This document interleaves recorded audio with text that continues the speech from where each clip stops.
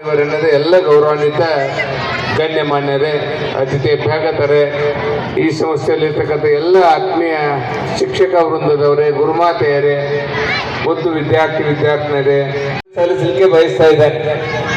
ಸುಮಾರು 40 ವರ್ಷಗಳ ಹಿಂದೆ ಪ್ರಾರಂಭವಾಗಿರ್ತಕ್ಕಂಥ ಈ ಶಿಕ್ಷಣ ಸಂಸ್ಥೆ ಇವತ್ತು ಹೆಮ್ಮರವಾಗಿ ಬೆಳೆದು ಇವತ್ತಿನ ಕಾಲಘಟ್ಟಕ್ಕೆ ತಕ್ಕಂತೆ CBSE ಸ್ಕೂಲು, ಇಂಗ್ಲಿಷ್ ಮೀಡಿಯಂ ಸ್ಕೂಲಿನ ಅನಿವಾರ್ಯತೆ ಇರ್ತಕ್ಕಂಥದ್ದು ಕೂಡ ಗಮನಿಸಿ CBSE ಶಾಲೆಯನ್ನು ಕೂಡ ಸ್ಕೂಲನ್ನು ಕೂಡ ಇಲ್ಲಿ ಪ್ರಾರಂಭ ಮಾಡಿರ್ತಕ್ಕಂಥದ್ದು.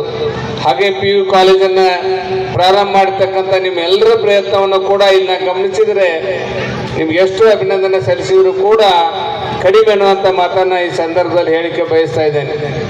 ಇವತ್ತಿನ ದಿನಮಾನಗಳಲ್ಲಿ ಶಿಕ್ಷಣ ಸಂಸ್ಥೆಯನ್ನ ನಡೆಸೋದು ಬಹಳಷ್ಟು ಕಷ್ಟಕರವಾಗಿರ್ತಕ್ಕಂಥದ್ದು.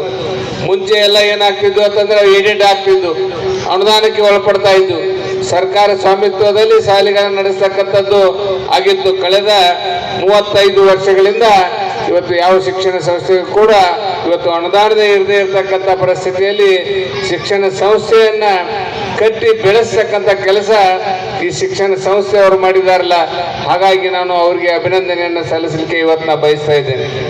ಬಹಳಷ್ಟು ಜನರು ಶಿಕ್ಷಕರು ಇಲ್ಲಿಂದ ಕಲಿತು ಇಲ್ಲಿಂದ ವಿದ್ಯಾಭ್ಯಾಸವನ್ನು ಪಡೆದುಕೊಂಡು ಉನ್ನತವಾಗಿರ್ತಕ್ಕಂಥ ಹುದ್ದೆಯಲ್ಲಿರ್ತಕ್ಕಂಥದ್ದು ಕೂಡ ನಾವೆಲ್ಲರೂ ಕೂಡ ಗಮನಿಸಿದ್ದೀವಿ ಅನ್ನುವಂಥ ಮಾತನ್ನ ಈ ಸಂದರ್ಭದಲ್ಲಿ ನಾನು ಹೇಳಿಕೆ ಬಯಸ್ತಾ ಇದ್ದೇನೆ. ಹಾಗೆ ಇವತ್ತು ಶಿಕ್ಷಣದ ಮಹತ್ವವನ್ನು ನಾವೆಲ್ಲರೂ ಕೂಡ ಅರಿತುಕೊಳ್ಬೇಕಾಗಿದೆ. ಬಹಳಷ್ಟು ಈಗಾಗಲೇ ನಮ್ಮ ಶಶಿಕಾಂತ್ ಗುರೂಜಿ ಅವರು ಮಾತನಾಡಿದರು. ಶಿಕ್ಷಣ ಕುರಿತು ಅನೇಕ ವಿಚಾರಗಳನ್ನ ತಮ್ಮ ಜೊತೆಗೆ ಹಂಚಿಕೊಂಡಿದ್ದಾರೆ. ನಾನು ಕೂಡ ಹೆಚ್ಚಿಗೆ ಸಮಯ ತೆಗೆದುಕೊಳ್ಳಿಕ್ಕೆ ಬಯಸೋದಿಲ್ಲ. ಇನ್ನೂ ಬಹಳಷ್ಟು ಕಾರ್ಯಕ್ರಮಗಳು ತಮ್ಮ ಇರತಕ್ಕಂಥ ಈ ಸಂದರ್ಭದಲ್ಲಿ ನಾನು ವಿದ್ಯಾರ್ಥಿಗಳನ್ನ ಉದ್ದೇಶಿಸಿ ಮಾತನಾಡಬೇಕಾಗಿದ್ದರೆ, ಈ ಭವ್ಯ ಭಾರತದ ಇತಿಹಾಸವನ್ನು ಕಟ್ಟಲಿಕ್ಕೆ, ಈ ಭವ್ಯ ಭಾರತದ ಇತಿಹಾಸವನ್ನು ನಿರ್ಮಾಣ ಮಾಡ್ತಕ್ಕಂಥ ಶಕ್ತಿ ಎಲ್ಲಿದೆಯಪ್ಪ ಅಂತಂದ್ರೆ ಅದು ಶಾಲಾ ಕೊಠಡಿಯಲ್ಲಿ ಅಂತಕ್ಕಂಥದ್ದನ್ನ ನಾವೆಲ್ಲರೂ ಅರಿತುಕೊಂಡಿರ್ತಕ್ಕಂಥ ಸತ್ಯ ಅನ್ನುವಂಥ ಮಾತನ್ನು ಹೇಳಿಕೆ ಬಯಸ್ತಾ ಇದ್ದಾರೆ.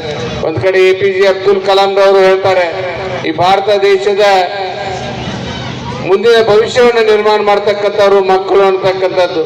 ಇನ್ನೊಂದು ಕಡೆ ಸ್ವಾಮಿ ವಿವೇಕಾನಂದರು ಹೇಳ್ತಾರೆ, ಸಶಕ್ತವಾಗಿರ್ತಕ್ಕಂಥ ಯುವಕರು ಈ ದೇಶವನ್ನ ಕಟ್ತಕ್ಕಂಥ ನಾಡನ್ನ ಕಟ್ತಕ್ಕಂಥವ್ರು ಅಂತಕ್ಕಂಥದ್ದು.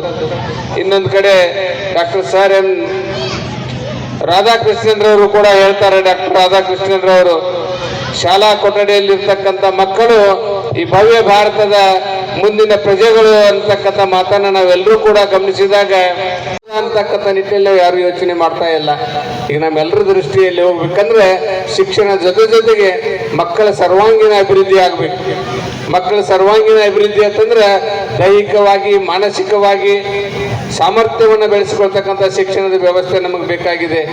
ನಮ್ಮ ದೇಶ, ನಮ್ಮ ನಾಡು, ನಮ್ಮ ನುಡಿ, ನಮ್ಮ ನೀರು, ನೆಲ, ಜಲ, ಭಾಷೆಯ ಬಗ್ಗೆ ಗೌರವಯುತವಾಗಿ ಬದುಕತಕ್ಕಂಥ ಬದುಕನ್ನು ಕಟ್ಟಿಕೊಳ್ತಕ್ಕಂಥ ಶಿಕ್ಷಣ ಇವತ್ತು ನಮಗೆ ಬೇಕಾಗಿದೆ.